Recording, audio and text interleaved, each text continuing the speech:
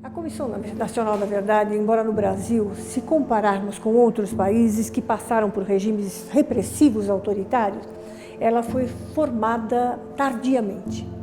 Então há muitas críticas, muitas pessoas criticaram o fato do Brasil não ter tido a sua Comissão da Verdade, mas se nós deixarmos de lado essa questão, o fato da Comissão da Verdade ter sido criada, o fato dela ter desempenhado o seu papel e cumprido o seu papel a ponto de entregar o seu relatório final na data imaginada, na data esperada, é absolutamente fundamental.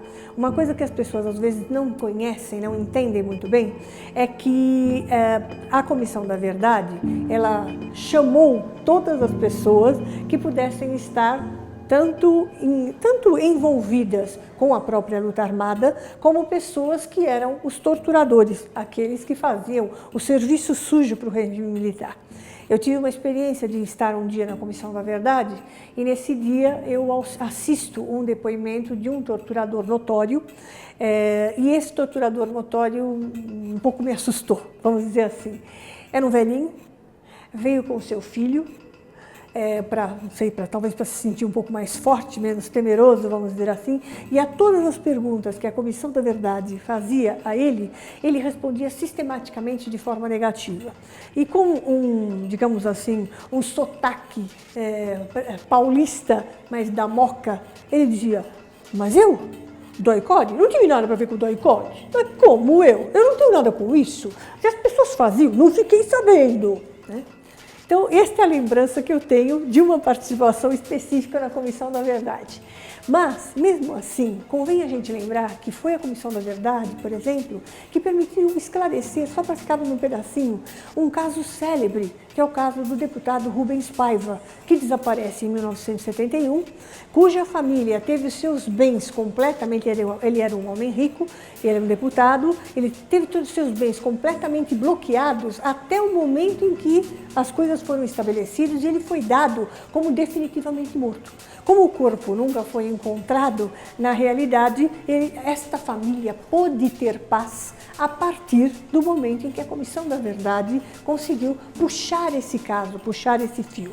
Então, se de um lado podemos dizer que ela começa no Brasil de uma forma tardia, o outro aspecto é que ela tem uma importância visceral para o Brasil, como teve para outras nações, que foram nações que também passaram por regime autoritário. A questão dos depoimentos que foram dados para a Comissão Nacional da Verdade é uma questão absolutamente essencial, né, fundamental. E quando ela faz a listagem das pessoas que contribuíram para a tortura, para as mortes e para os desaparecimentos, é uma coisa muito importante, porque ela é absolutamente oficial. Uma coisa é você ter alguns organismos que são válidos, maravilhosos, mas que sempre agiram de uma forma sem ter o respaldo oficial. A Comissão Nacional da Verdade tem o respaldo oficial. Então, quando ela entrega um relatório, nesse relatório constam nomes de pessoas, que foram pessoas que estavam comprovadamente infiltradas na chamada guerra suja do governo militar, isso é fundamental. Isso da base vai contribuir, embora ainda não esteja, esta contribuição ainda não esteja acontecendo no momento, mas vai dar base com certeza para os inúmeros processos que estão sendo movidos já contra as pessoas que foram torturadoras. Há um grupo de jovens procuradores que montaram uma equipe chamada Justiça de Transição. E nessa equipe de Justiça de Transição, eles encontraram um ponto fundamental. Todo mundo fala assim: ah, mas com a lei da anistia, você não pode mexer em nada. Você não pode botar essas criaturas no banco dos réus.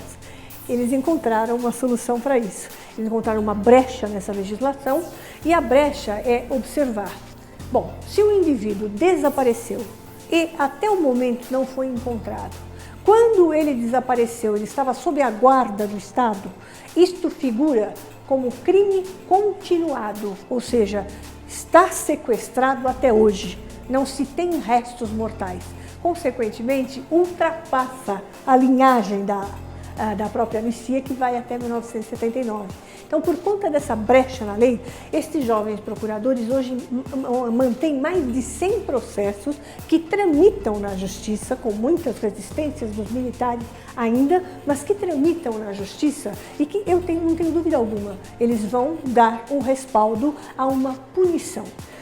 Não quero que se pense que eu sou uma pessoa feroz, que quero ver estes homens na cadeia, quero ver eles passar por aquilo que os outros passaram. Não é isso.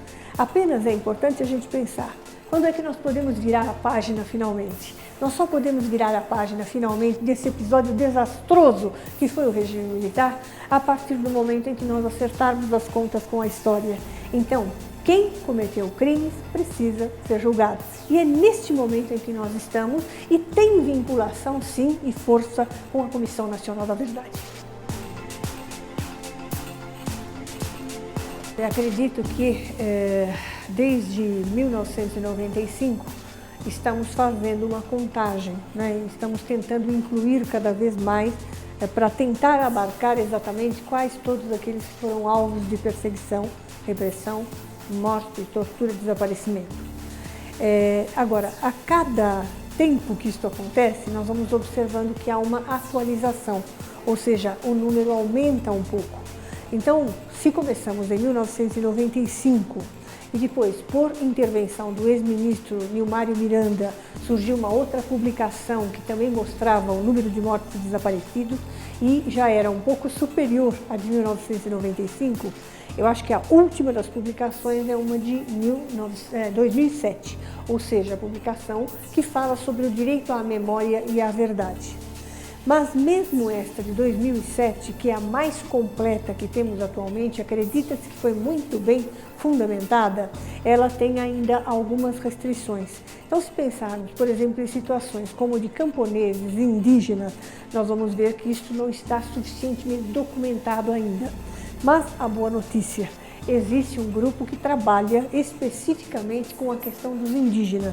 Não temos ainda a mesma coisa em relação aos camponeses, mas em relação aos indígenas já existe um grupo articulado que está fazendo seus levantamentos, ele tem site, está completamente organizado e nós já temos acesso a algumas formas de perseguição em relação a esse grupo populacional. Então, a nós compete o quê? Compete sempre apoiar estas iniciativas e lutar para que outros setores que não estão incluídos passem a serem incluídos daqui para frente e nós tenhamos uma ampliação para, quem sabe, um dia chegar ao número total das pessoas que foram alvo de repressão no Brasil.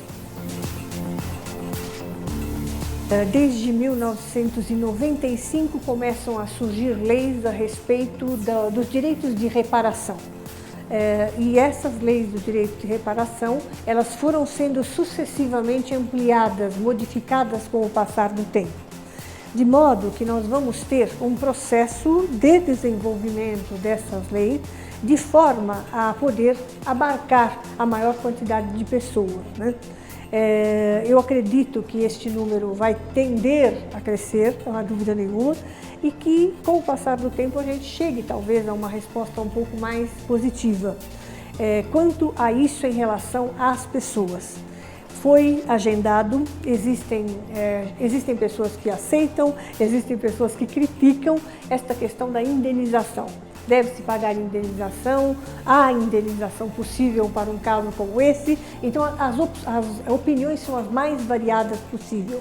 Quando o projeto saiu, a partir de 1995, ele já sai com uma série de críticas.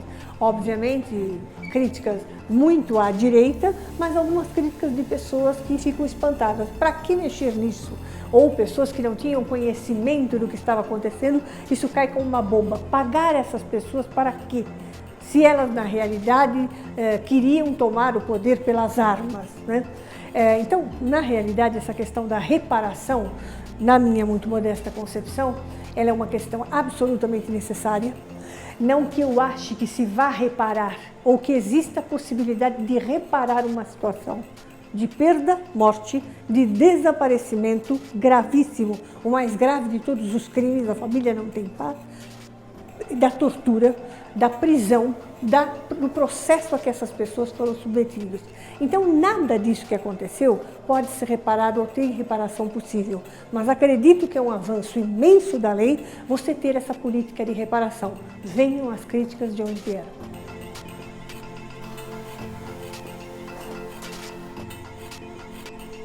A Comissão Nacional da Verdade, ela teve muitos problemas na sua efetivação, ela teve muitos problemas na aceitação social, ela teve muitos problemas em determinados setores que na realidade não aceitavam e não concordaram, mas eu acredito que, embora muito tardia, ela cumpriu completamente com seus objetivos.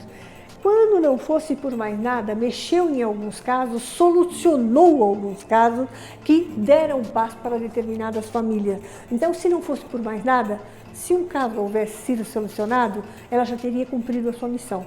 E ela tem um papel absolutamente essencial na construção possível da democracia no Brasil e, ao mesmo tempo, na consolidação do processo já democrático no que estamos instaurados.